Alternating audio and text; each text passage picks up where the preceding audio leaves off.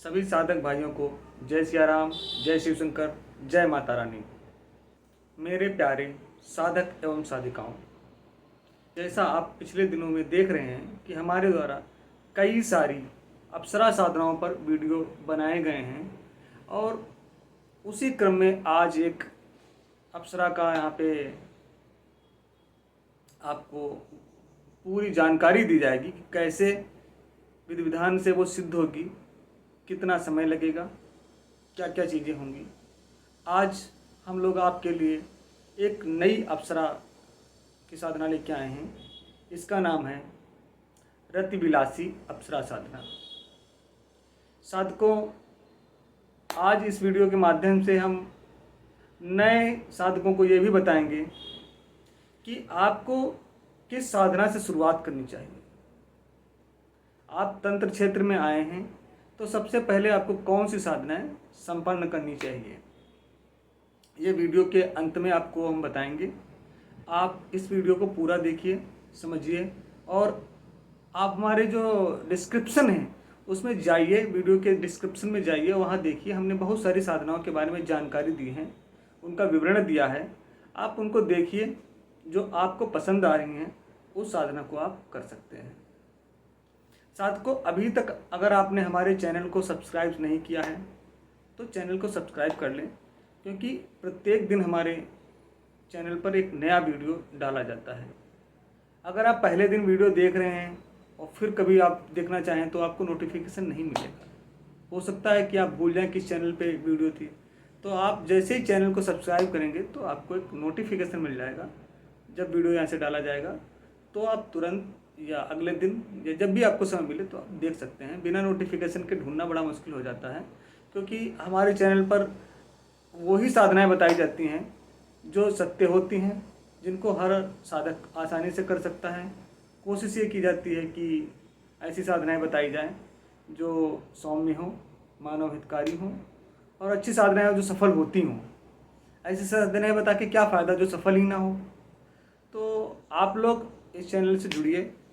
अगर अभी तक आपने, क्योंकि तंत्र में होता क्या है कि बिना गुरु के कोई काम नहीं होता है।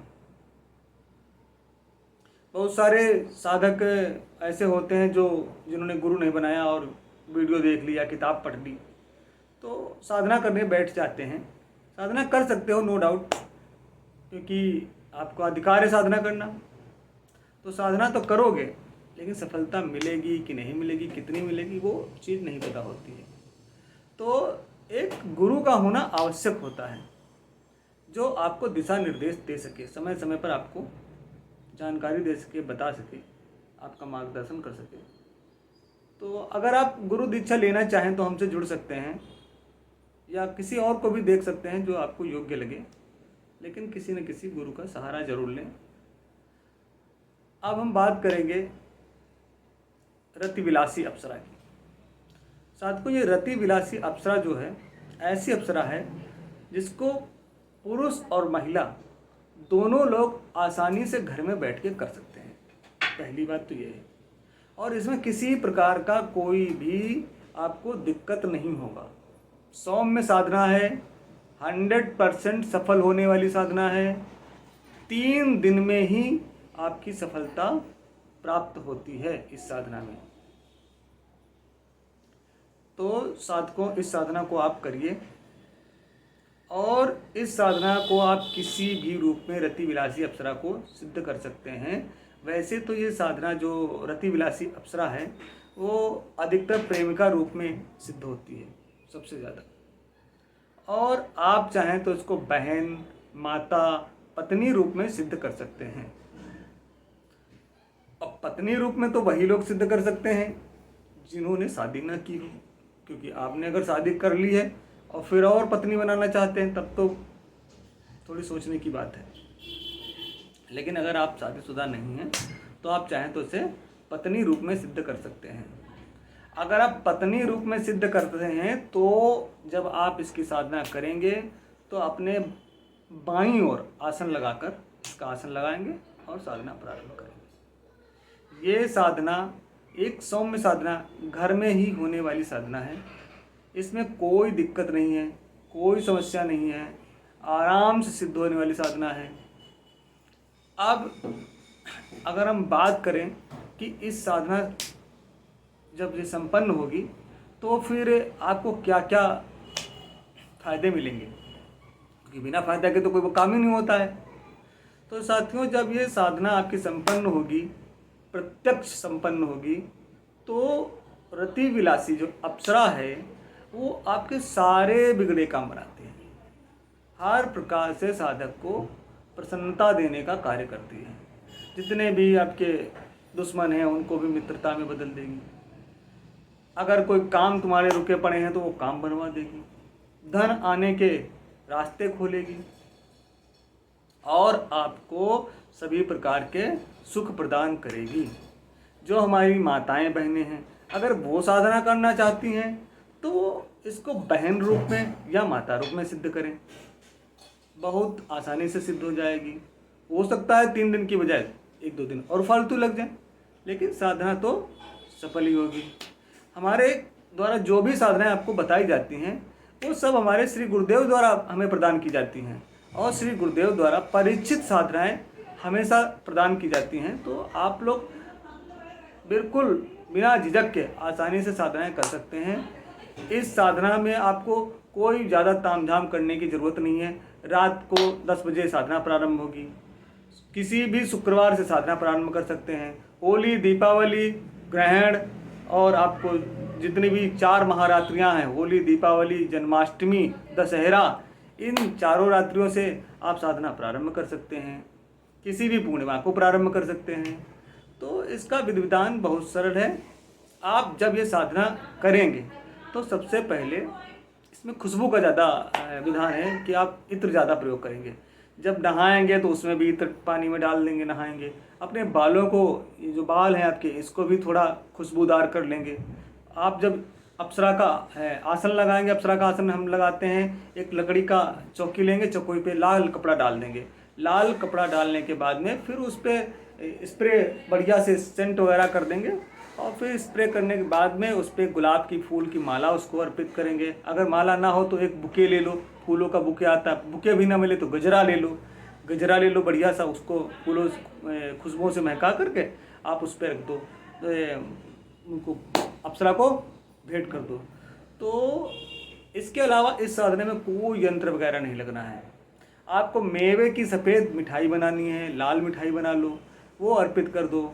इसके अलावा आपको जो पानी पीने के लिए देंगे उसमें गुलाब की पंखुड़ियाँ डाल करके आराम से उसको अर्पित कर देंगे। इसके अलावा गुरु, गणेश, इष्ट, कुलदेव, इंद्रदेव, पितृदेव, सर्वदेव सभी का पूजन कर लेंगे।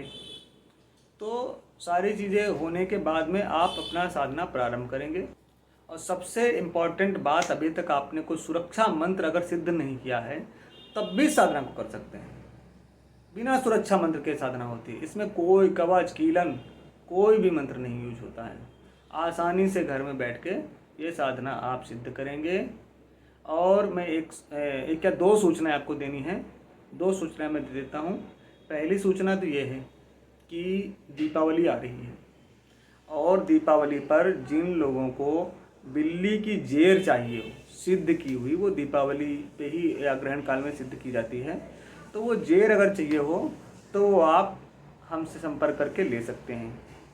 वो बिल्ली की जेर जिसके घर में रहती है सिद्ध की हुई, तो उसके घर में धन की कमी नहीं रहती है। सारे धन के काम आसानी से पूरे होते रहते हैं, धन बहुत आता है, आपको पता ही नहीं चलेगा धन कहाँ से आ रहा है। और दूसरी सूचना ये है कि जिन साधकों को उनके गुरुओं ने बांध रखा है, उनकी शक्तियों को बांध दिया है और उनकी सारी शक्तियाँ बंद पड़ी हैं, तो वो साधक हमसे मिलकर अपना जो गुरु द्वारा बंधन किया गया है वो बंधन को कटवा सकते हैं। और आप हमारे अगर सुगम्य जीवन अनुसंधान केंद्र से हमसे जुड़ते हैं तो फिर आपका जीवन तो उज्जवल होना ही निश्चित है, क्योंकि हमने ऐसे ऐसे नियम विधान बनाए हैं आप लोगों के लिए। तो एक साधारण मानव महामानव बनाने की तैयारी हम लोग यहाँ कर रहे हैं। आप लोग हमसे जुड़िए और समझिए कि क्या जीवन है, हम कैसे इस जीवन से पार पाएंगे, कैसे इस जीवन में भौतिकता हमारे जीवन में प्रवेश करेगी, हम कैसे एक सुखद और आनंदमय जीवन जिएंगे। तो जो भी साधक एवं साधिका जुड़ना चाहती है वो हमसे अवश्य जुड़ें। और मैं आपको बता दूं कि हमारे यहाँ प्रत्येक रविवार को दीक्षा दी जाती है। दीक्षा देने का जो नियम है वो आप घर में अपने बैठकर भी दीक्षा हमसे ले सकते हैं और हमारे घर में आकर भी हमसे दीक्षा ले सकते हैं। बस दीक्षा से 2 दिन पहले हमें सूचित करना होगा कि हम इस दिन दीक्षा लेना चाहते हैं। प्रत्येक रविवार को दीक्षा दी जाती है। अब मैं बता दूं कि जो हमने बताया था कि जो नया साधक है उसको कौन सी साधनाओं से आपको शुरुआत करनी चाहिए अपने साधना पथ की। तो साथियों,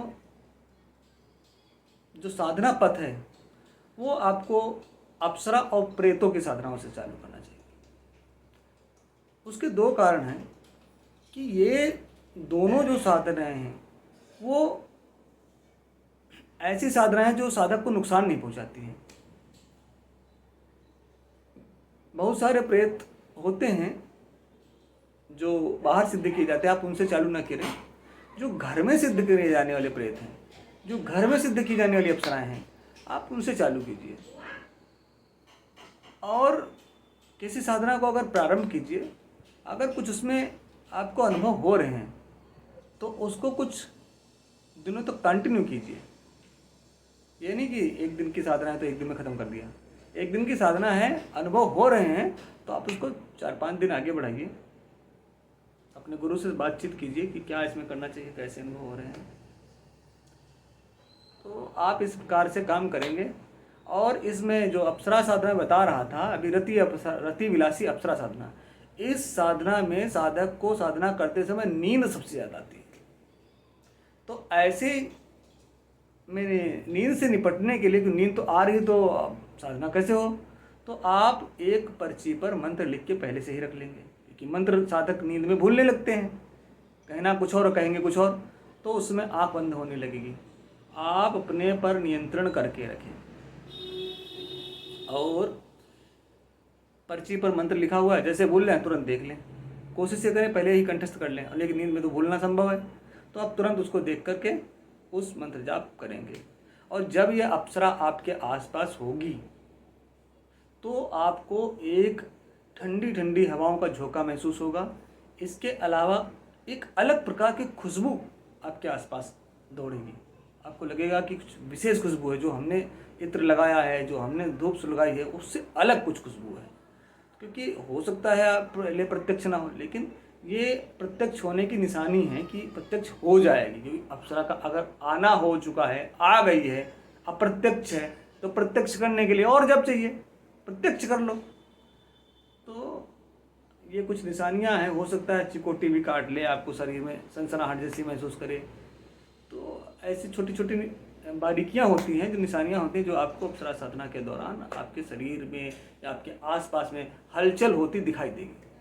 तो आप समझ जाना कि अब अप्सरा का आविर्भाव हमारे कक्ष में हो गया है। तो मेरे प्यारे साधक एवं साधिकाओं, हमसे जुड़िए और साधना को कीजिए। इसकी विधि विधान पूरा आपको दिया जाएगा। मंत्र यहाँ पर प्रकाशित नहीं किया जाएगा, इसका कारण आप लोग जानते हैं। तो आप लोग अगर साधना करना चाहते हैं तो हमसे मिलकर ये साधना आप अपने घर में संपन्न कर सकते हैं।